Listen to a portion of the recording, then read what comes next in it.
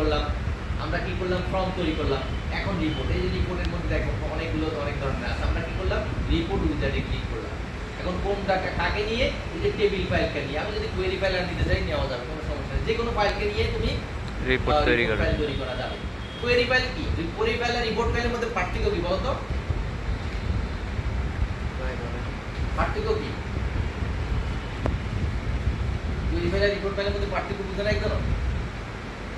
Table file হলো সব data আছে ওখানে, আর কোয়েরি ফাইল হলো নির্দিষ্ট ডাটা থেকে নিয়ে নিছি। মনে করে এক এলাকায়, এই যে পদলগাড়ি এলাকায় 10,000 লোক বাস করে, তাহলে 10,000 মানুষের ডাটা আছে কোথায়? টেবিল ফাইলে। আমি যাচ্ছি ওখান থেকে যারা গ্রামীণের মোবাইল ইউজ করে ওদেরকে নিয়ে নিব, তাহলে ওখান থেকে নির্দিষ্ট ডাটা ওখানে পাওয়া যাবে। এগুলো ট্যাব দিয়ে দিলাম, যে ফিল্ড নিয়ে দিলাম, নেক দিলাম। নেক দেওয়ার পর কি হিসেবে আমি সাজাতে চাচ্ছি সেটা সেভ করলাম এখানে। এরপরে নেক দিলাম। এখানে আমি যদি অ্যাসেন্ডিং ডিসেন্ডিং সেভ করতে চাই এটাও করতে পারবো। তারপরে নেক দিলাম, এবং এটা কি হিসাবে টেবিলার আকারে থাকবে নাকি কলামনার আকারে? সাধারণত টেবিলার আকারে আমরা রাখি বাই ডিফল্ট। এরপর নেক দিলাম। এটাকে আমি ফাইলটা মানে ইয়ে করতে চাই, রিপোর্ট আকারে সাবমিট করতে হয়, মডিফাই ডিজাইন করতে চাই, তখন এটা দিয়ে আমরা কি করলাম। এখন দেখো এটা সে এখানে এভাবে নিয়ে আসছে কি হিসাবে, এই যে টেবিল ফাইল হিসেবে। হ্যাঁ, এখন টেবিল ফাইল এখানে যখন নিয়ে সরি এটা রিপোর্ট ফাইল হিসেবে। হ্যাঁ, তো রিপোর্ট ফাইল হিসেবে যখন এভাবে নিয়ে আসছে, তখন এখানে আমরা কি করতে হয়, এটা ডিজাইনের ভিতরে ঢুকছে। তো আমার তো এখন ডিজাইনের দরকার নেই, তখন আমরা কি করবো, এটাতে ক্লোজ হয়ে গেলাম। আমি চাচ্ছি এটাকে নর্মাল ফাইল হিসেবে রাখবো। এই যে দেখো নর্মাল ফাইল করে এখানে রাখবো, যতগুলো ইয়ে আছে। এত বড় বড় হইলো কেন এখন বলো দেখি? এটা হেডিং, এটা হলো নাম। তো অ্যাসেন্ডিং ডিসেন্ডিং মানে উল্টা করে ফেলছে। হ্যাঁ, তাই করে সেট করে দিতে হবে অ্যাসেন্ডিং। এখন দেখো এটার নাম, এখন এটার কারণ কি বলো দেখি? কারণে সেটাকে অনেক অনেক বড়। এখন আমার ছবিটা ঠিক করতে হবে, তাহলে আমরা কি করব, এই ফাইলের মধ্যে আমরা কোথায় যাব, ডিজাইন ভিউতে। এখন ডিজাইন ভিউতে গিয়ে আমাদের ছবিটা আছে, ওই ছবিটাকে আমরা ছোট করে নিতে পারি।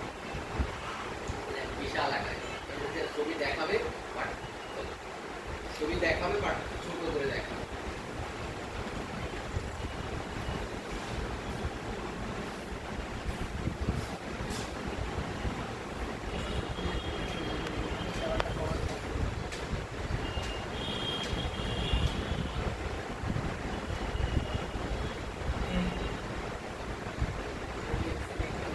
এবার আমরা কি করব, এটাকে এখানে তুলে দিলাম।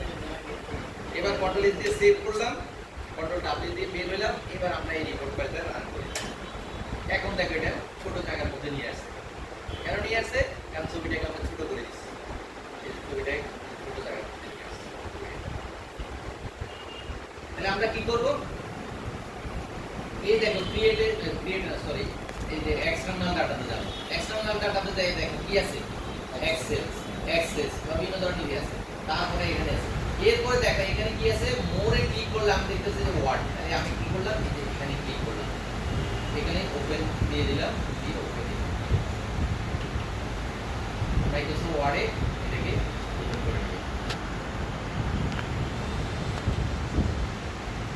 দেখো ওই ফাইলটাকে মাইক্রোসফট ওয়ার্ডে নিয়ে আসছে। মাইক্রোসফট ওয়ার্ড না এটা, এই ফাইলটাকে সেই মাইক্রোসফট ওয়ার্ডে নিয়ে আসছে। মানে তার যে সেটিং আছে, যে ট্যাব টুল সেট করে আর সেটাকে ওয়ার্ডে নিয়ে আসছে। তারপরে এখানেও আমরা তার কাঙ্ক্ষিত সুবিধা নাও পেতে পারি। সেটিং টেটিং দেখতে ভালো লাগবে না, স্পেস বেশি মনে হবে, ভালো লাগবে না। হ্যাঁ, আমি যাচ্ছি না, এবার আমি এটাকে তাকে এক্সেলে নিয়ে গেলে কেমন হয় দেখি এটাকে।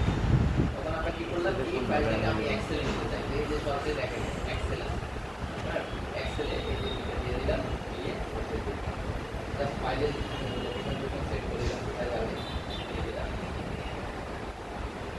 এখন দেখো সেটাকে এক্সেলে নিয়ে আসছে। এখন এক্সেলে আমার পর দেখলে দেখো এগুলো কি কালার অন্যরকম নিয়ে আসছে, কোনো সমস্যা নেই। আমি খুব সহজে এটার কালারটা চেঞ্জ করে নিতে পারি। এখানে কি কালার চেঞ্জ করে নিলাম। এখন এটা বড় বড় জায়গা আছে, কোনো সমস্যা নেই, আমি এটাকে ছোট করে নিতে পারি। খুব সহজে আমরা এই কাজগুলো এখানে করে নিতে পারি। ঠিক আছে, তারপরে মনে করো এই যে ডেট অফ বার্থ দেখা যাচ্ছে না, কোনো সমস্যা নেই, আমরা এটাকে ডেট অফ বার্থটাকে ডিসপ্লেতে নিয়ে আসতে পারি। কোনো সেলকে খুব প্রয়োজন মতো বড় ছোট চাইলে খুব সহজে বড় ছোট করা যাচ্ছে, কিন্তু অন্য হয়তো জায়গায় গেলে সেটা নাও করার মানে সুযোগ নাও থাকতে পারে।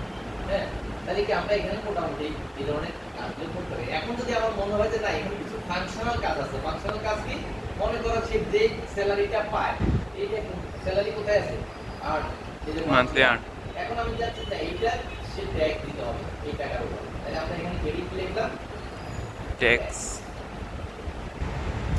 ট্যাগ দিয়ে আমি কি করব এখন, ইকুয়াল টু কোনটা, এইটা স্টার 2%। খুব সহজে আমরা ক্রিয়েট করতে পারি। এখন দেখো ট্যাক্স সেই নিয়ে আসছে 2%, এগুলো নেট আর্ন। নেট আর্ন দিলাম equal to monthly earn minus tax এরপরে আমি কি করতে পারি, এই দুইটা সেলকে একসাথে সিলেক্ট করে ড্র্যাগ করে সব জায়গায় লিখতে পারি। তাহলে সবার জন্য এটা লিখতে পারি। বুঝা গেছে? ক্লিক করলাম, তাহলে কি হয়ে গেল, পিডিএফ ফাইল তৈরি হয়ে গেল। হ্যাঁ, এখন হলো কি না আমি দেখার জন্য এই দেখো অটোমেটিকলি ফাইলটা রান হয়ে গেছে, পিডিএফ আকারে কিন্তু রান হয়ে গেছে, যে ব্রাউজারের মাধ্যমে রান হয়ে গেছে। ফাইল হিসেবে তৈরি করা যায়। তারপরে তোমার ওয়ার্ড ফাইল হিসেবে তো দেখা যাবে, এখানে ক্লিক করে ওয়ার্ড ফাইল হিসেবে করা যাচ্ছে। তারপরে এখানে মধ্যে গিয়ে না এগুলোতে না।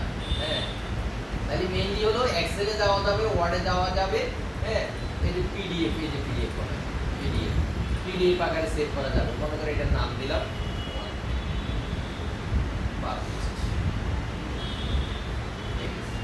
যেভাবে যেভাবে ছিল সেভাবে সেই